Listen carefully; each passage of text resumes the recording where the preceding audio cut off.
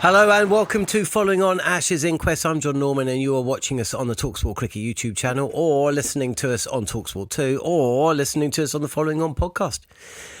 Greetings, welcome. Day 2 of the 5th Test match at the SCG. It's been Australia's day, even though Joe Root with 160 really set the game up.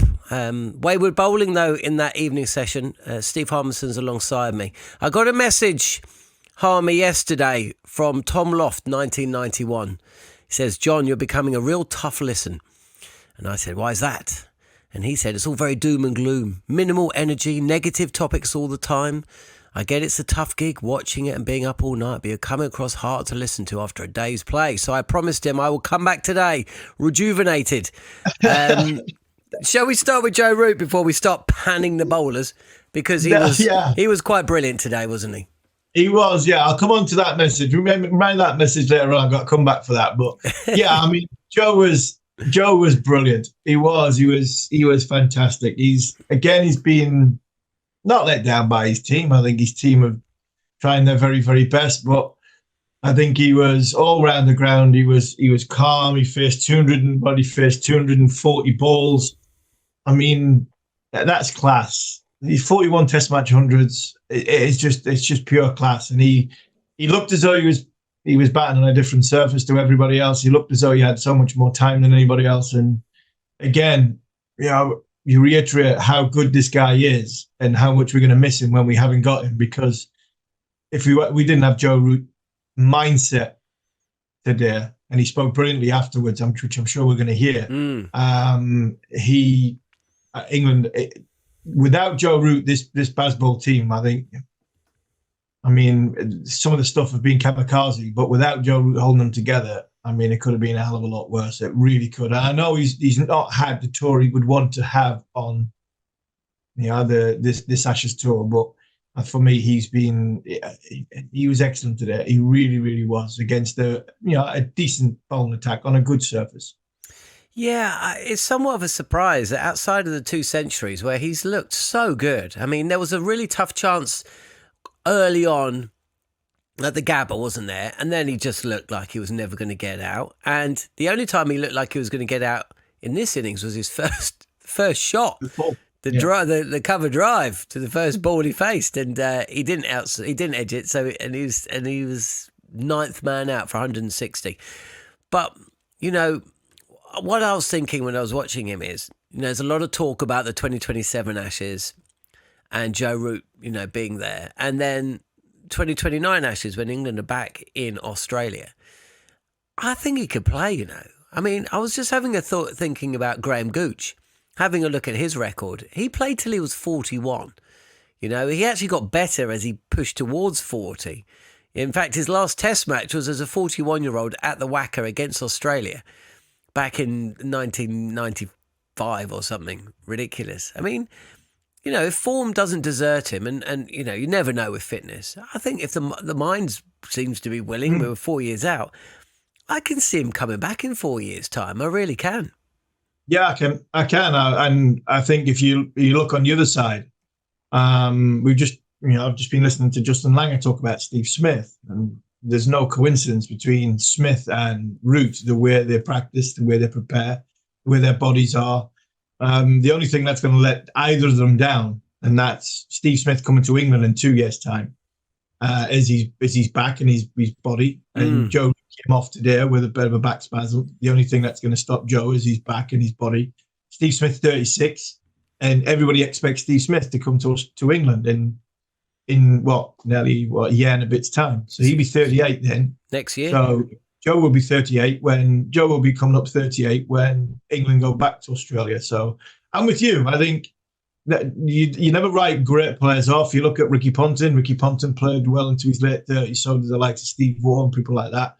So there's nothing stopping Joe Root other than fitness. I think form will be there, and I think his batting prowess will still be there. There's one thing that I think people might throw at it, but I don't think this will apply to Joe, is when he goes past Sachin, then what else is he to achieve, if you know what I mean? At this moment in time, he's chasing down records and, the milestones. And Joe's not like that. He's never been like that. He's never been a character or a cricketer that's looked at individual milestones. But once he goes past Sachin, he's the greatest of all time when it comes to the run scoring point of view. And then, we talk about the tip of the mountain, and when you get there, and where else do you go from there? Possibly that 2029 Ashes series might be his tip of the mountain, and that could be a good thing for England, because there's no doubt, whether it's Ben Stokes or whoever captains England next in Australia, they'd want a fit and a fire and Joe Root to be at their disposal. So once he goes past Sachin, what else has he got to look forward to go past? And it could be the next Ashes series away from home if his body allows it.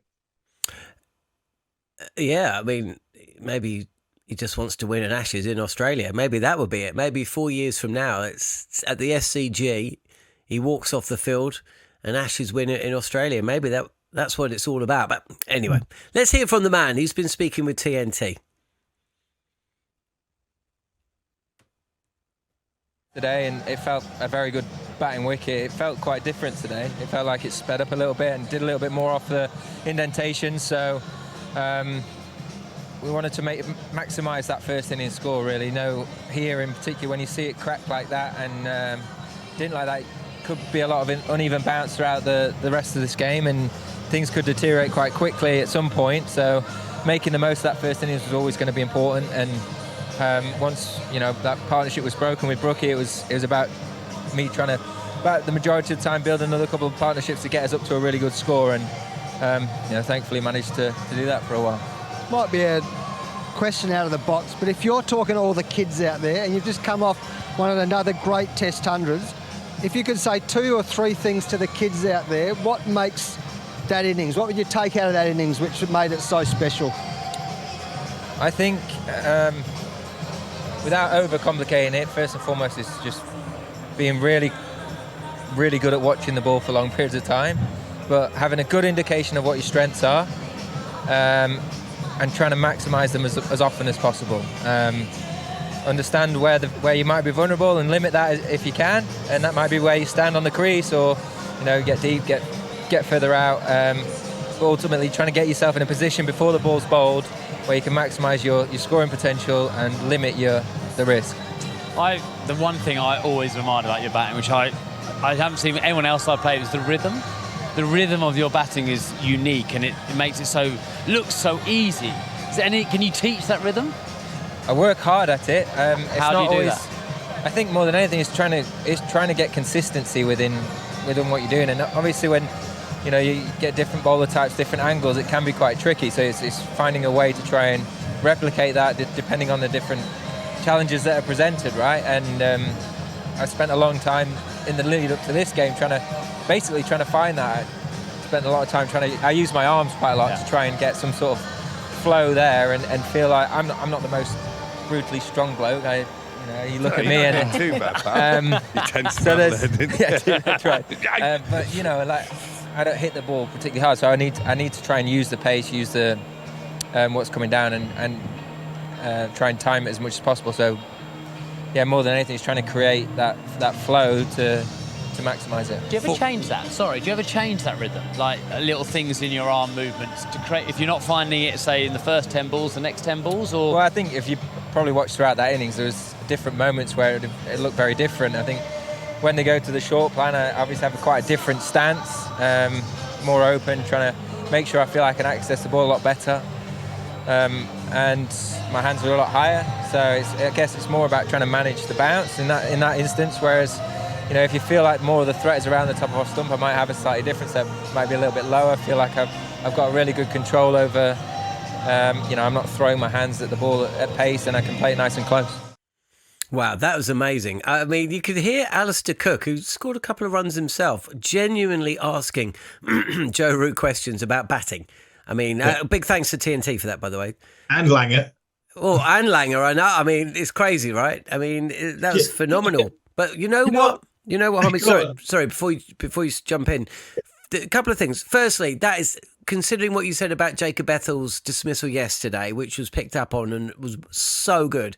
If you haven't heard Harmy talking about Jacob Ethel's dismissal yesterday, go back to the show and just listen to the technical breakdown of what happened there. But there's a difference between the Joe Roots and Alistair Cooks and, dare I say it, the Justin Langers of the world, and the Zach Crawley, the Ben Ducketts, the Harry Brooks, even the Ben Stokes to a point. And this isn't a criticism, but it is a difference. And I'd be interested to see what you think about this. But they, as batters, seek to answer the questions that are being asked of them by the bowlers.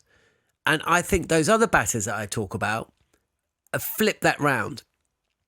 They're not interested in the question, right? It's not about what the bowler's asking them. It's about them, what they are going to do to the bowler.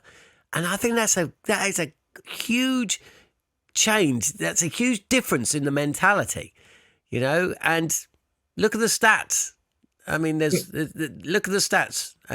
Joe Root's number of runs, Alistair Cook's number of runs, Justin Langer's number of runs. I don't know, but I've just thought of that. I don't know if it's true or not. Yeah, I mean, but the big takeaway from that is, I mean, somebody's got it right and somebody hasn't got it right. And the guy that's got it just spoke about it so brilliantly and articulately. I mean, Joe Root will never throw anybody under the bus, but if I'm listening to that going, he's basically sent a message to his dressing room going, this is how we play Test match cricket. You're just saying there, and there's all this sort of run towards the danger and hitting bowlers off their length and try and put pressure on the bowlers. I mean, the greatest player of all time is telling you how he goes about and what his processes are.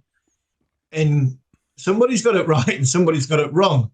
And I think the man with 13,500 runs, who's just explained it brilliantly, standing next to somebody who's got 12,500 runs and 8,000 runs, who had the same mentality and the same mindset around a table, they seem to be in the minority.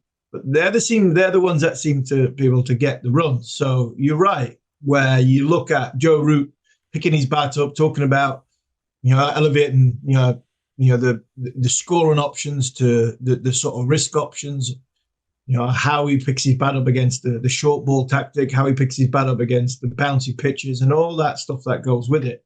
We seem to have, like I mentioned yesterday about Jacob Bethel and number 3, we didn't even when you looked at Bethel yesterday, he didn't even move his stance or his eyes position from an over the wicket bowler to around the wicket bowler, or around the wicket bowler to an over the wicket bowler, and you see the sort of consequences that come for Bethel. So, I mean, it was a fascinating interview. As soon as I heard it, I was on to Scott to say, look, we need this for further down the line, because that's a timeless piece. That's a timeless conversation between what I would say is, a very, very good opening batter in Justin Langer, world-class opening batter in Sir Alistair Cook. You could argue they're both in the same category.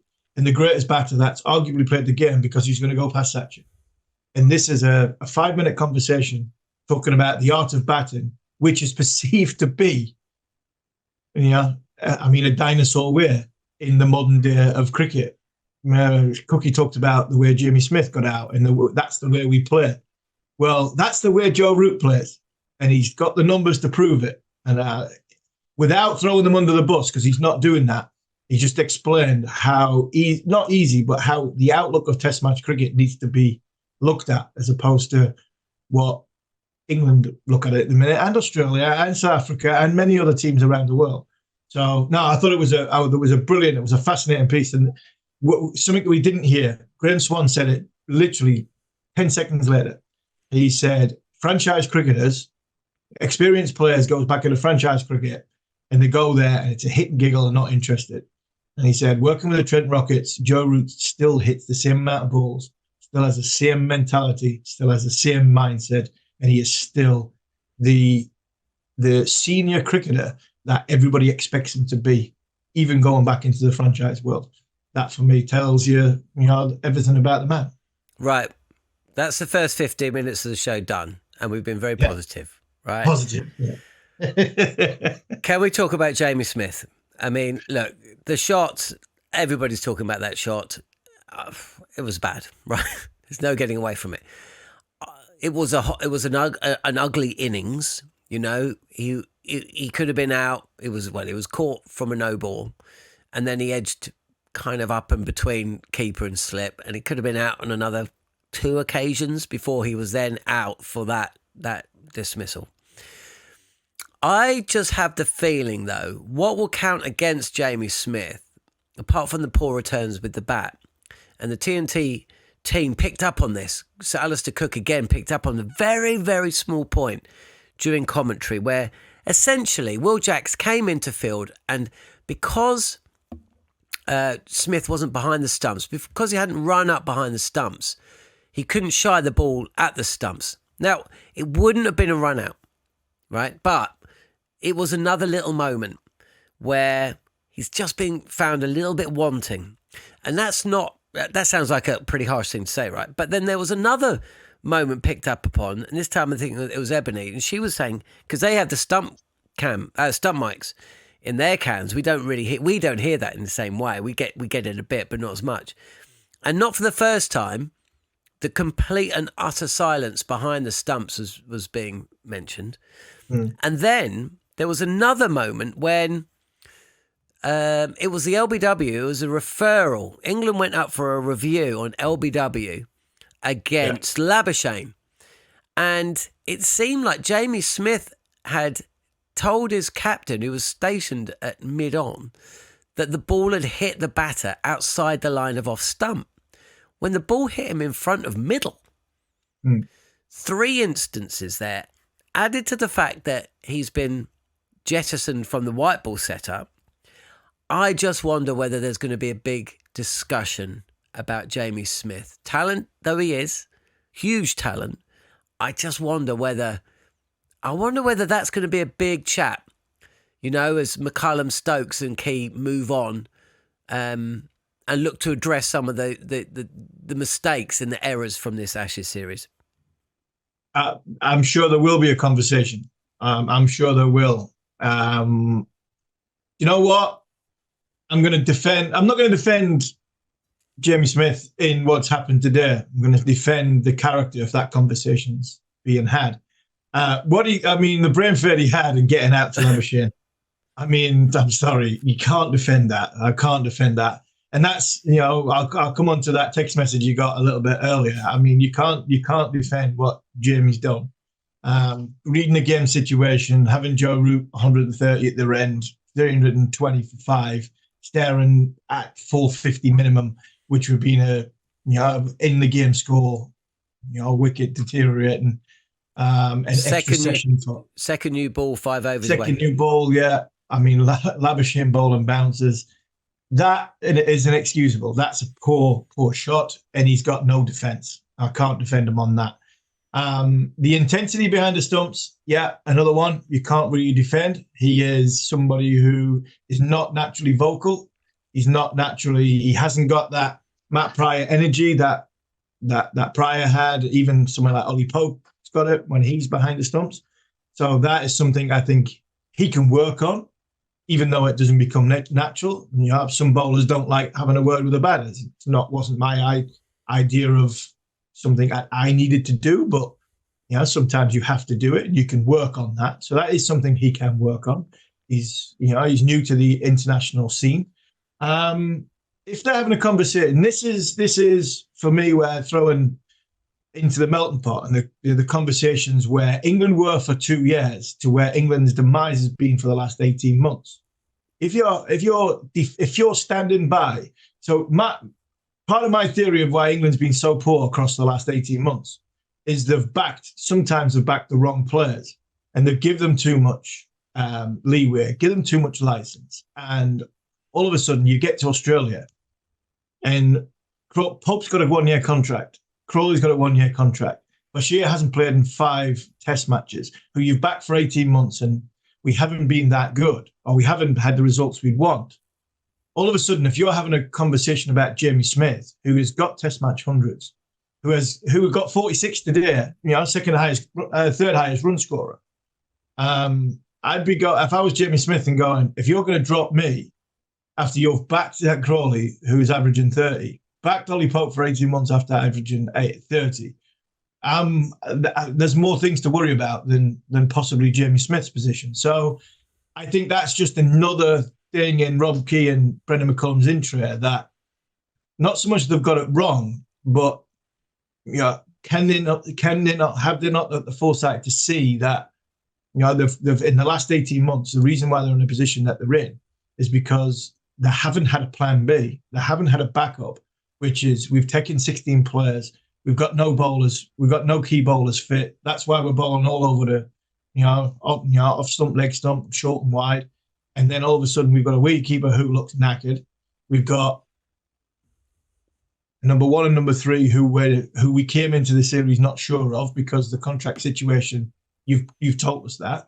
I think Jamie Smith is just another added layer on a long list of what potentially has been going wrong over the course of the last 18 months.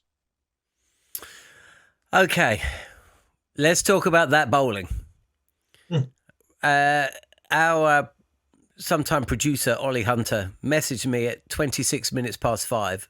He said, 1 for Harmy. Why is it? Surely these guys can pitch it up or get on a length. What's going on in their heads? Why isn't Stokes having a public spat with Cast like he did with Archer? Also, capitals, how can they not, capitals, open up with Tongue and instead with a guy who has proven he can't bowl with a new ball and another who's bowling in the series for the first time?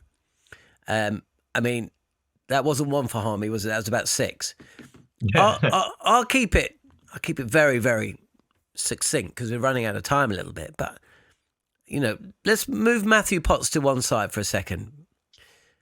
Why can't England bowl a consistent line and length? Or why can't they do that? Yeah, I mean, it's bowling to a plan. That's the thing for me that I'm struggling with. I was somebody who was a bit scattergun as a bowler, but I always felt as though if you bowl into a plan and your field is set to that plan. There was a couple of times the ball went through the air. England didn't bowl very well. I'm not going to defend them. They bowled badly. But there was a few times when off a length, Travis Head flash blade straight through sort of gully point area in the air. If that's on the other side and you're losing the Ashes, England, that goes straight to hand. So there was an element of luck the way Australia went. But like I said, I'm not defending them. Some of the stuff was criminal, short and wide. Head so many times just over the top of slip. Easy, comfortably over that way, which is a poor ball. England just haven't... I'm not saying they haven't got a plan, because they have got a plan. They just haven't been able to execute that plan. And that's two different things. You can walk on there with the best plans in the world. You can go and have the field set, know that this said batter is going to score in this area, this said batter is going to hit it in the air in this area, and this said batter is vulnerable in this area. You don't put the ball in the right area, you ain't working to that plan. And I think what we've seen a couple of times, 4 dot balls and an over, thinking everything's right, bang, 4 ball. And that's been over the course of 5 test matches. I feel sorry for Potsy in such a way because he hasn't played any cricket. He's been carrying drinks for the best part of 2.5 years for England. And he's been thrust into a 5th test match. But still, he's not here as a new ball bowler who, when we ask what his characteristics are, it's you run up and hit the top of off stump, 85 mile an hour and just be relentless, stay there like Scott Boland did. And he didn't do that today. He really didn't. But like I said before, he hasn't had the game situation time. Cars is not a new ball bowler. Tongue is not a new ball bowler. Stokes probably should utilize the new ball because he's probably more, I think his skill set's natural to pitch the ball up, to give the ball the best chance. But the big thing for me with the bowlers is at this moment in time, Ben Duckett's head is all over the shop because Australia have basically said, we'll give you as many runs as you want down the ground, because we're going to pitch it up, we're going to bowl it full, and even if you get to 20 or 30, we know you're going to nick it or you're going to miss one. We know that's your vulnerability. That's our plan. And they've got Ben Duckett's head all over the place. Now, we know that Travis Head only scores square of the wicket and behind square when he's being really ultra-aggressive. He started that in Perth, and he's 91 not out in the 5th test match in Sydney, playing exactly the same way. Yeah. That tells you the difference between the two sides. That Ben Duckett, the way Australia have bowled to their plan, have got Ben Duckett opening batter, head all over the shop. And England have bowled to their plan, which has been all over the place. And Travis Head is still scoring in the same areas from the first Test match when he's had England on toast. So that's it for me when it comes to the bowlers. England have had a plan, but they haven't been able to execute it. But you can say that about the batters as well. Okay, Harmy, we've got 2 minutes. Can England take 18 wickets in 3 days? And do you see this pitch changing? Because Joe Root was of the opinion that it actually could change quite quickly. Yeah, I think it'll change very quickly. I look at this surface and think back to that 2002-3 game when we played in Caddick, got 7-4 in the second innings. I mean, that pitch was a good pitch for the first 2 or 3 days, and then it had cracks in it like you'd not believe.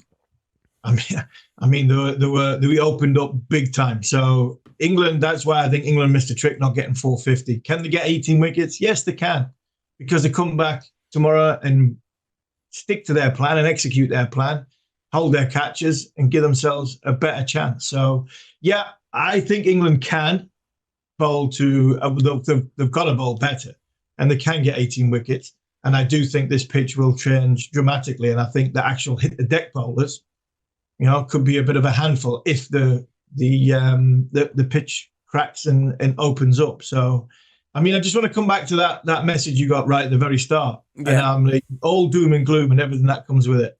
And Sir Alistair Cook said something a little bit earlier, which I thought was quite priceless. He talked about the Jamie Smith dismissal. And you're sitting as an England player in England, right? In England, in October, you're visualising what's going to happen.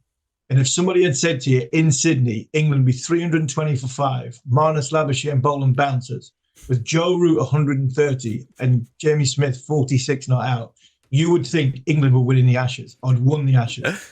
But when anybody wants to say we've been doom and gloom on this podcast for the last 6 or 7 weeks, unfortunately, England are 3-1 down and have played some poor cricket.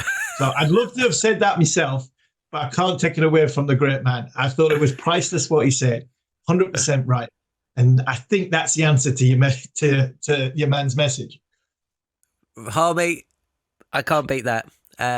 Big thanks to Rob. And, he sent me that message before Harrison Reed scored that 30-yard wonder goal as well. He's a Liverpool fan. So, look, if you want to get in contact with either me or Harmy, please do so. X still seems to be the best way to cut through. Thanks for listening to the show. It'll be, look, if you want positivity, it's going to be Sam Ellard in the chair tomorrow.